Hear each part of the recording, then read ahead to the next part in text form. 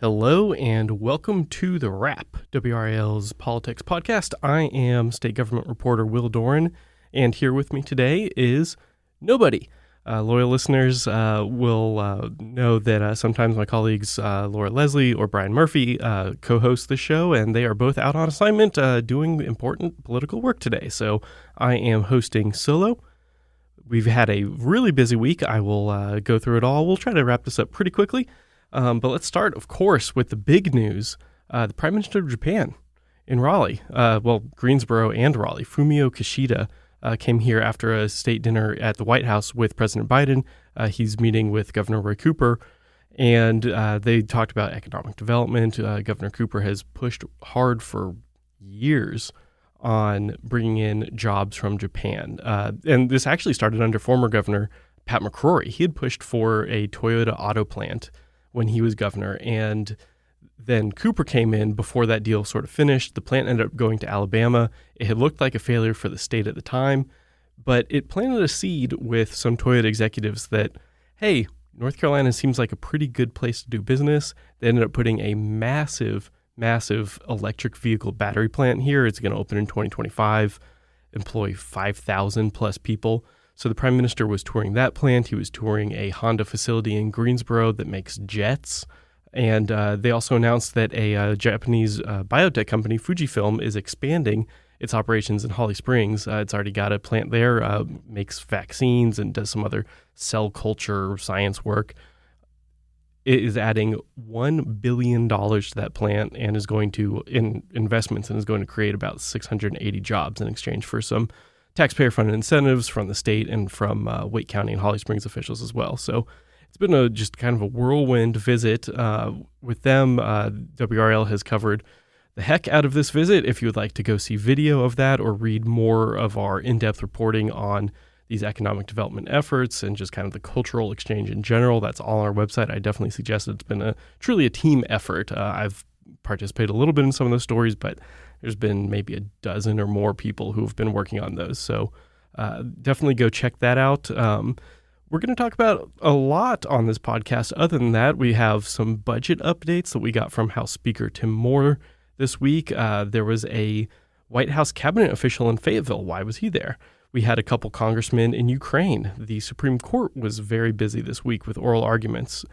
But that's a lot of policy. First, let's get into some politics. 2024 is upon us. The general elections are heating up. But before we get to the general elections, we have a runoff voting has started in the runoff elections here for some of the Republican primaries where nobody got above 30% of the vote, and they needed to have a second primary to determine the winner.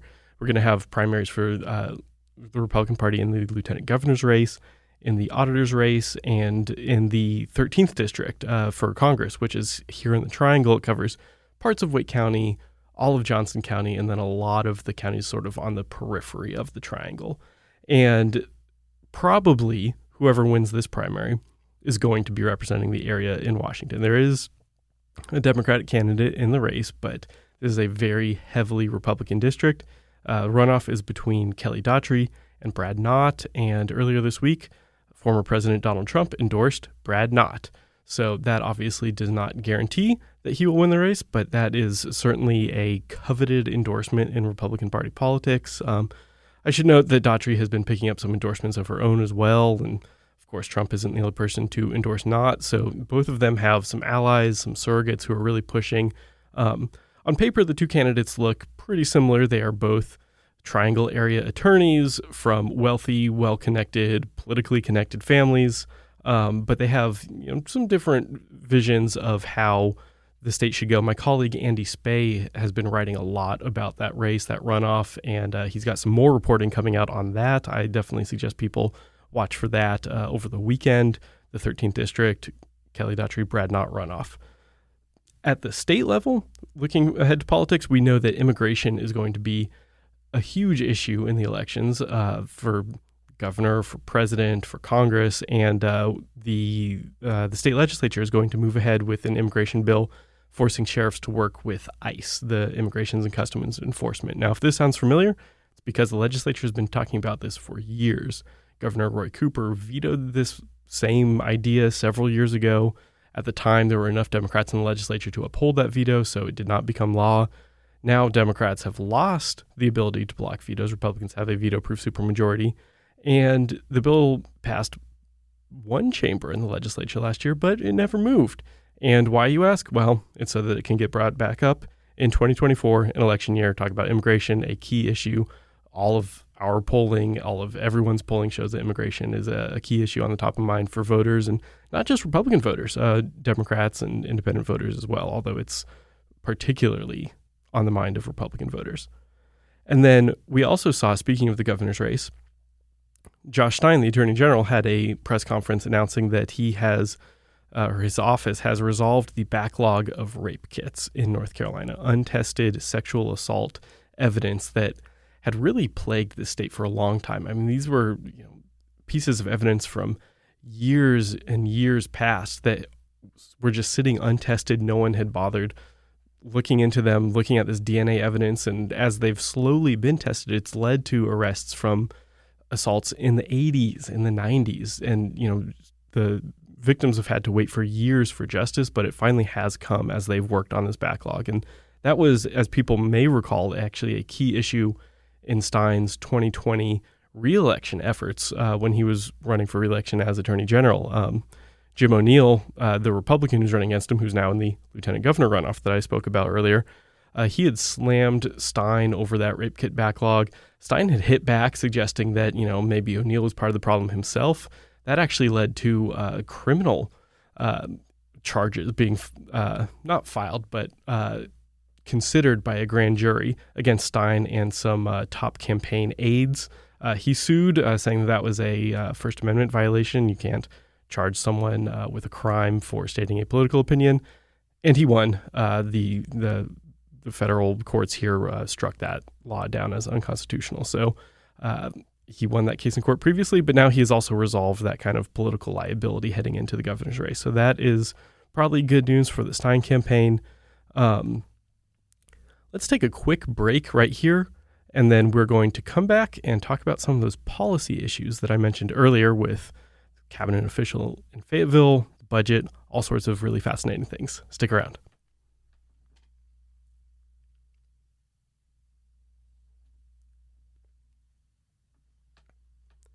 And we're back with the wrap. Thank you for listening. Like I said, it has been a very busy week in North Carolina politics, and we heard from House Speaker Tim Moore on Wednesday. He met with some reporters at the state legislature. The legislature isn't quite back yet for the short session. That starts on April 24th, but they've been kind of doing these monthly check-ins, and we had one of those. And he spoke about some of the big priorities that they're going to have for tweaking the budget. People who've been following politics know that these short sessions and the even-numbered years, the main goal of those is to really just update the budget. And if you can get some other things done, like, say, passing this ICE immigration bill, great. But the main goal is working with the budget. And Speaker Moore noted a couple of pretty big chunks that the legislature is going to need to figure out how to deal with. They are $400 million short on Medicaid, he told us, and $300 million short for the Opportunity Scholarships program, the private school vouchers. So $700 million if they want to fully fund those shortfalls. It's a lot of money. They're also going to have to deal with, do we want to give additional raises to teachers and state employees? Do we want to do something to supplement some funding for childcare program now that some federal COVID-era funding for childcare is leaving? That's an issue that's actually pretty important to the business community because, if people are unable to get childcare, they're going to have to quit their jobs. And so businesses want there to be plenty of options, plenty of affordable options for childcare so that people can get into the workforce if they want to, if they don't want to be a stay-at-home parent, which obviously a lot of people love to do. But if you want to work, childcare is very important. I say that with 2 kids in childcare myself.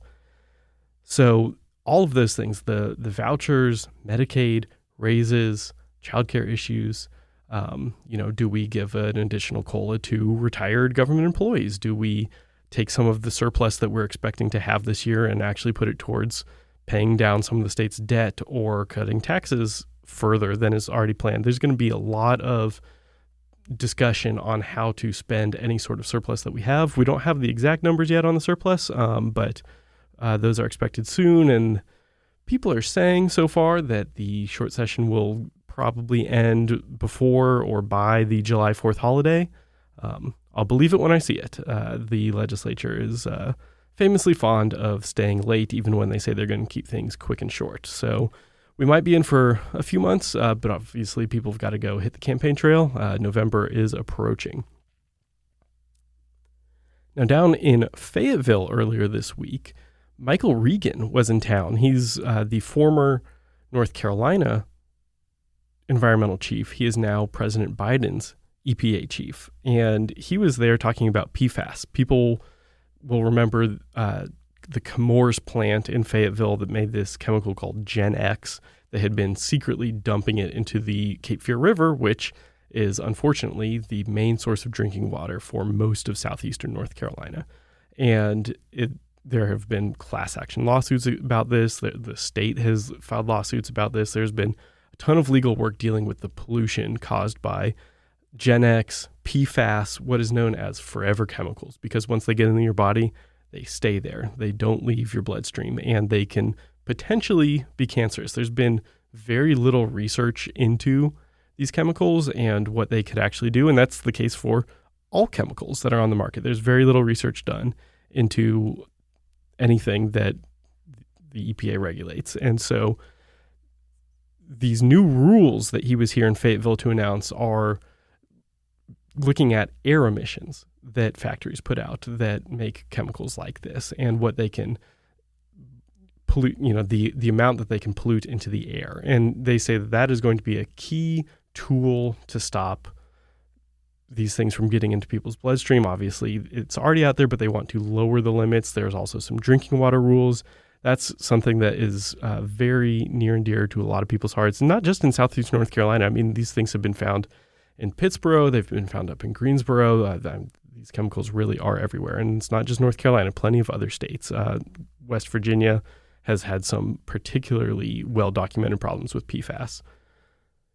Looking overseas, two of our congressmen were in Ukraine over the last weekend, and this was a bipartisan trip from Chuck Edwards and Wiley Nickel. Edwards is a Republican from Western North Carolina. Nickel's a Democrat from Cary. But they were together in Ukraine meeting with Ukrainian President Volodymyr Zelenskyy. And that is notable because Congress is just about to come back into session. And when they do, the word from D.C. is that funding for Ukraine aid is going to be a top priority. They both, in addition to meeting with President Zelenskyy, also met with some soldiers, some just regular people on the ground. And their statements that they put out after this meeting made it sound pretty dire, like what they had seen really troubled them. And they seem very concerned about essentially the fate of Ukraine if the U.S. doesn't keep helping their military, keep sending them money, weapons, ammunition, the things that they need to fight Russia. And so that is going to be a huge debate nationally. Democratic President Joe Biden has been pretty strongly in favor, as have many other Democrats, of continuing to fund Ukraine. It's been more divisive among the Republican Party. Former President Donald Trump has been pretty critical of it. You have critics like Marjorie Taylor Greene from Georgia in Congress, who has been sort of threatening the leadership of House Speaker Johnson over this issue. So there's been a lot of consternation on the Republican side of the aisle. So having someone like Edwards, even though he is a newer member of Congress, but he came back with a very forceful statement saying, we need to get this done. I'm going to be telling my Republican colleagues in D.C. about everything that I saw, everything that I learned on that trip, and we need to just work together to figure out how to get something done on Ukraine aid. So, potentially two North Carolina members front and center in this debate. We'll wait and see what happens there. Closer to home, back in Raleigh, the state Supreme Court was also really busy this week. They had 3 days of oral arguments. I was there for 2 of them. There was a really interesting case over a charter school in Wake Forest and whether the town's decision to basically deny the charter school there had been politicized and sort of shrouded in a a fake issue around sidewalks, if they're kind of using these sidewalk rules to hide their truly political opposition to this charter school, that's going to be an interesting, I think, political debate for the Supreme Court to have. Obviously, the Supreme Court has a Republican majority right now, 5 Republicans, 2 Democrats. There was another political case about the 2016 elections. Yes, it is 2024, and we are still talking about the 2016 elections here in North Carolina. This was a case dealing with the Pat McCrory campaign in his effort to try to not lose that election to Roy Cooper, which was ultimately unsuccessful. They had accused a lot of North Carolina voters of committing voter fraud. Now, I need to note, Pat McCrory himself was not part of this. He did not make any of these accusations personally. He was not part of this lawsuit. It was just lawyers and aides who had backed his campaign, who were being sued by these voters who they had falsely accused of committing felonies, voter fraud, and these voters say that our reputations were ruined because of this. It hurt our standing in our communities, and they want to sue for defamation. The response from the McCrory folks is that, look, we weren't just throwing this out there willy-nilly on social media or anything like that. We were doing this through the official formal process that the state has set up. And so if you allow us to be sued for defamation right now, that's going to have a chilling effect on anyone in the future, regardless of their political party, who wants to file a complaint with the State Board of Elections, whether it's about voter fraud, maybe someone, not living at the address they say they are, anything that someone might file with the State Board of Elections. If you can be sued for defamation over what you put in that filing, they said it's going to scare people from not reporting things. Even if they have real, legitimate issues that they want to report, they might be too scared to do that because they fear that they could be sued. Of course, the response from the voters is there has to be a line drawn somewhere. And if you knowingly put out false information about people, you need to be held accountable for that. So that's going to be a really interesting debate from the state Supreme Court. And there was actually even talk that it could go beyond just, when can you sue lawyers?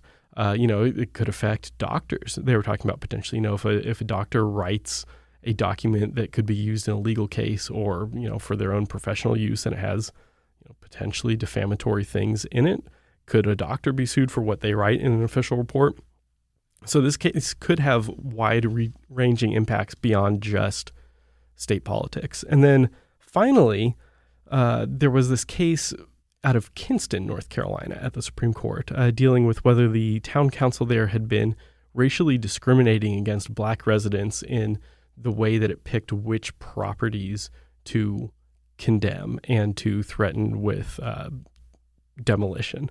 And, this is the city's effort to clean up blight, overgrown, potentially dangerous properties, city leaders say. And I should note, Kinston Town Council is 100% black leadership. And so this is a tricky issue that is being brought. And the local residents are saying, yes, even though it is black leaders who are ordering these things, the fact that they are picking on black residents specifically can still indicate systemic racism. It's something that the state needs to stop, that we need to have more avenues to try to stop this without going through the long, drawn-out process that city councils can have, all these layers of bureaucracy for appeals that you have to file with the city. And they say, look, it's the city who's discriminating against us. Why should we have to go through their process before we should be allowed to go to court? And so they want to be able to just go straight to court. There was some really lively debate between the justices on that. And while I think it's possible that we could see some of the other more political cases on that come down purely along party lines, in this Kinston case, based on some of the questioning, I would not be shocked to see a ruling that is a little bit more bipartisan, one way or another. There's plenty of options that the court has here, and it didn't seem to really break down along party lines. I may be wrong about that, but we will wait and see. I thought it was a really interesting case dealing with city planning and race and just all sorts of really fascinating issues in this growing, diverse state that we live in. So that was This Week in Politics. I appreciate everyone listening, and we will talk to you next week.